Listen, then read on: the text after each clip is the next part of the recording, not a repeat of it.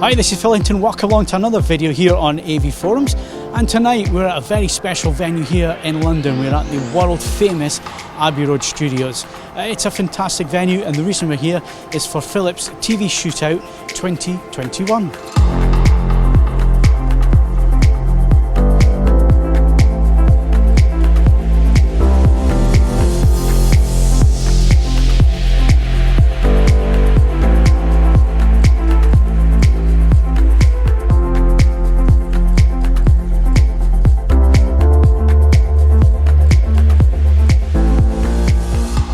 So here we are in the world famous Studio 2, and here we have four 65-inch OLED screens set up. I'm not going to tell you which one's which other than they're A, B, C and D.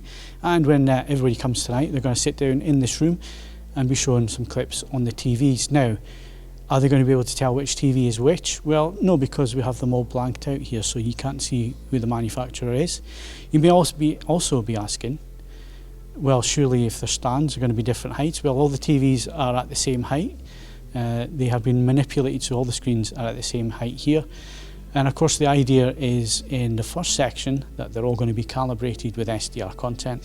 Then with HDR content, we're going to use filmmaker mode.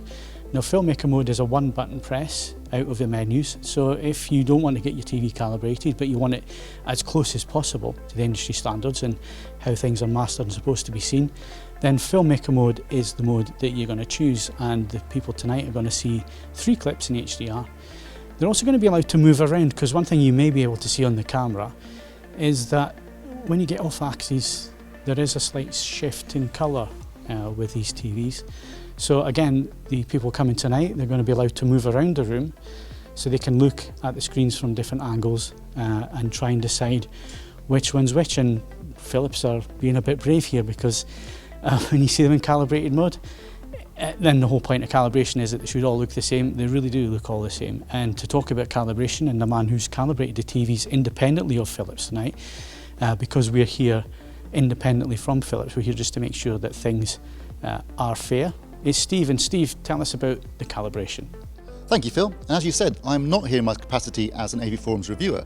I am here as an independent observer in my capacity as a calibrator and consultant. I'm here to make sure this is an even playing field and all these TVs are set up exactly the same and there's no funny business. So basically, in terms of the SDR, we're using for 3 of these TVs, we're using the ISF mode.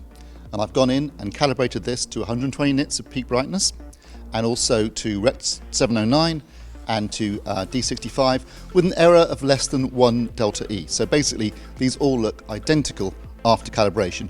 Also, they're all doing 5.5 pull down for the mixed video content that's going to be used in the test. That's for SDR content. And then for HDR content, we're going to be using the filmmaker mode. Now again, 3 of these TVs are using filmmaker mode. One TV, no prizes for guessing which manufacturer this is. I've used the custom mode for the SDR test, and I'm using their custom Pro 1 for the HDR test.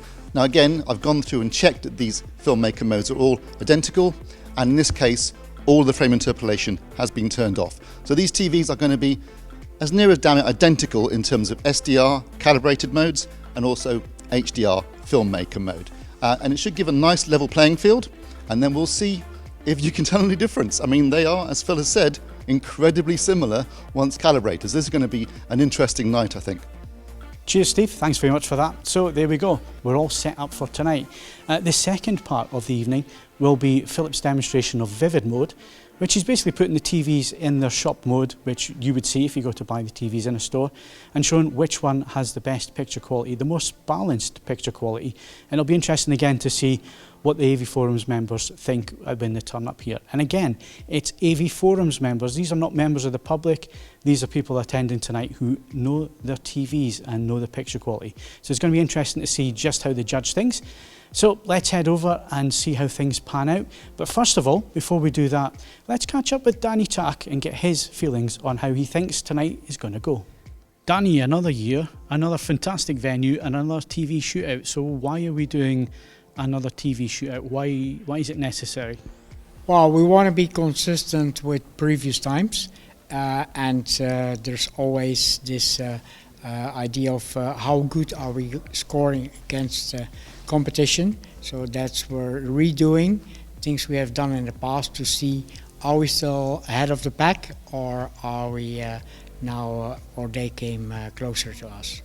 Now, OLED technology, you may disagree with me, but OLED technology really is the pinnacle at this moment in time in terms of absolute black and seeing films as they're supposed to be seen and so on.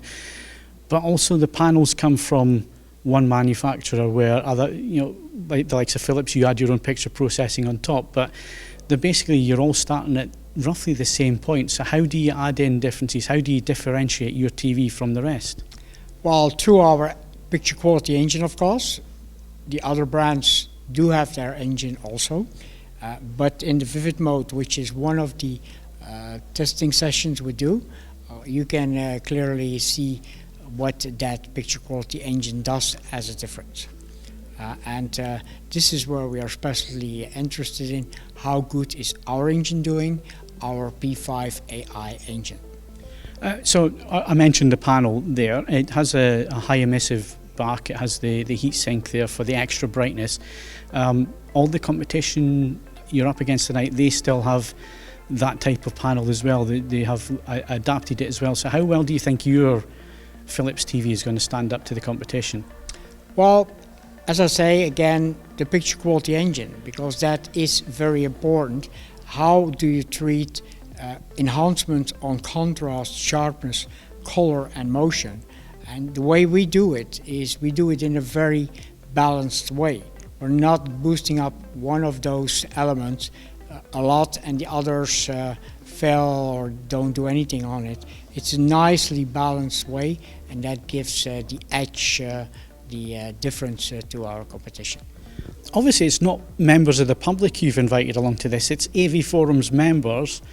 These are people who love their TVs, they love picture quality, they know a little bit about the subject, so you're not trying to, well yeah, you're trying to preach to the converted here. So what is it that you're looking from the forum members in terms of feedback and what they see tonight? What is it you're hoping they see?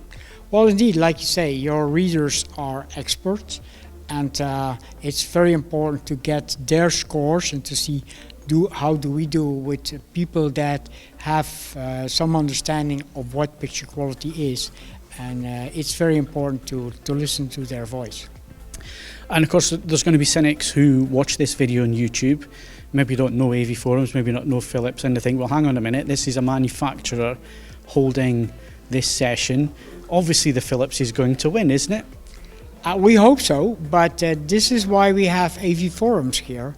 We have you here to calibrate our TVs, so we did that in close cooperation with each other, making sure that at least in the calibrated filmmaker mode, all the TVs look as close as they can the same, and that is one of the modes we're going to test.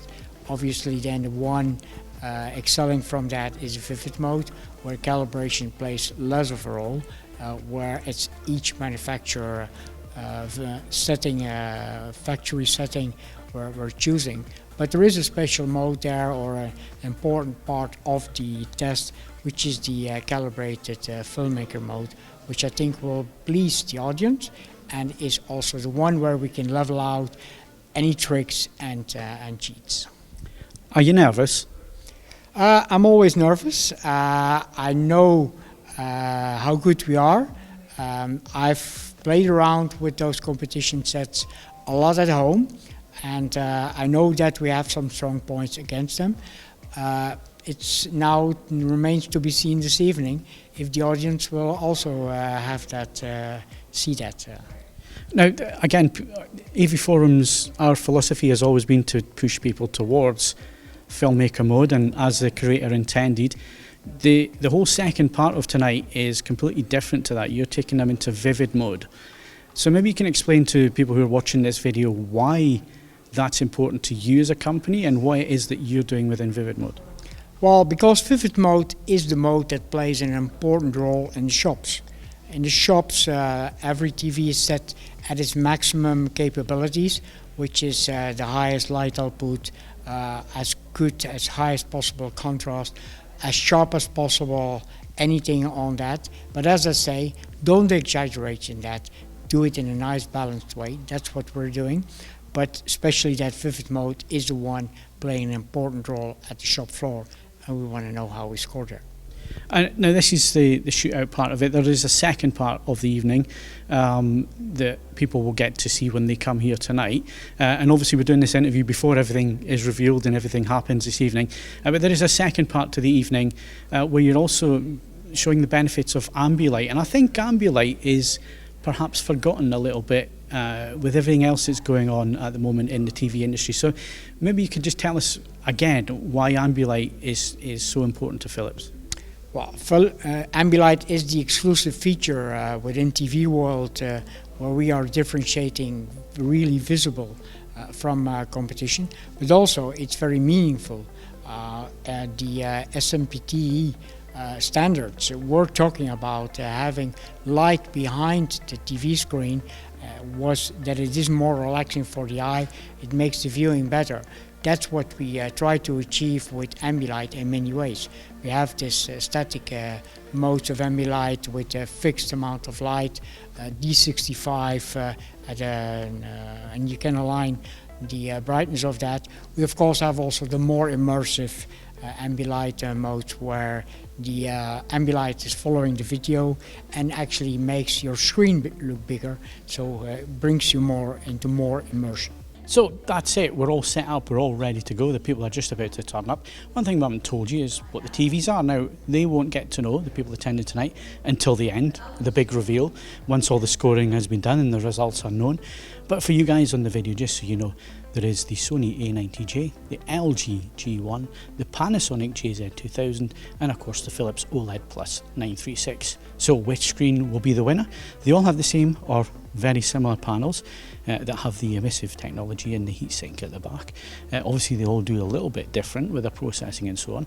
So calibrated first, then filmmaker mode for HDR, and then vivid mode. Who's going to come out on top?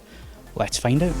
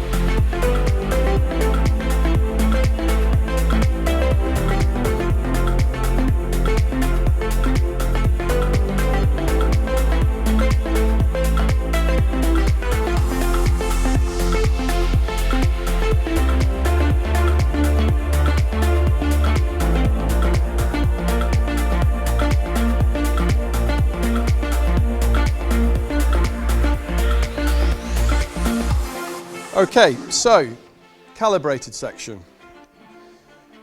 We have in last place set D with 4% of the votes. In the next place we have set C with 18% of the votes. Next we have set A with 24% of the votes. Set B with 26%. But the highest score was no preference with 28%. So in Vivid, we had last place, 4% is set D. Second to last is set B with 9. Third is no preference. Second was set A with 22, and first place was set C with 53. So I'd given you the combined scores, so I'll give you them again.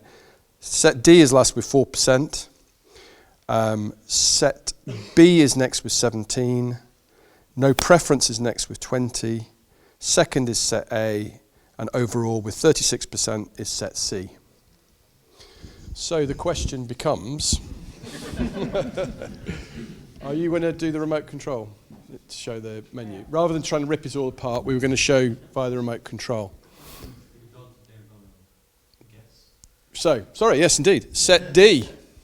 Would you like to guess what set D is? Set D came last in both categories with 4%. Nobody dares to say that. You're not making it. Sony is the suggestion. I will go Sony. Yep.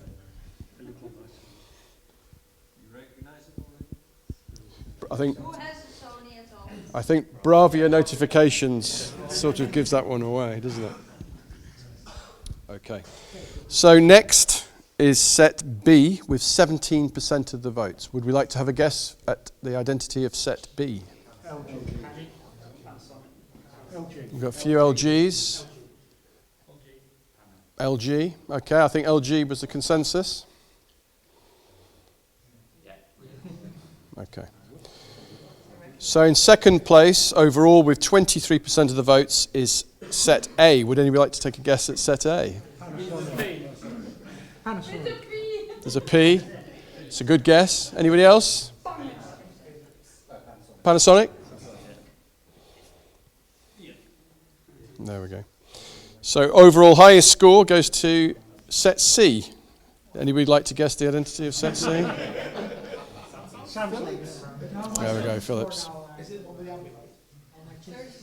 Total score was 36% of overall. And the next nearest was Panasonic with 23. All of your names were entered into the bag, so I think you have a 1 in 20... Extra is in twice or 3 times, eh? I think we have a 1 in 27 chance of winning, which is quite good. Petra, would you like to do the honours? Yes, may I? I'm Please, looking shall I forward to hold this the bag? already for a week Shall I hold the to bag do for this. you? Yeah, There you yeah, go. yeah.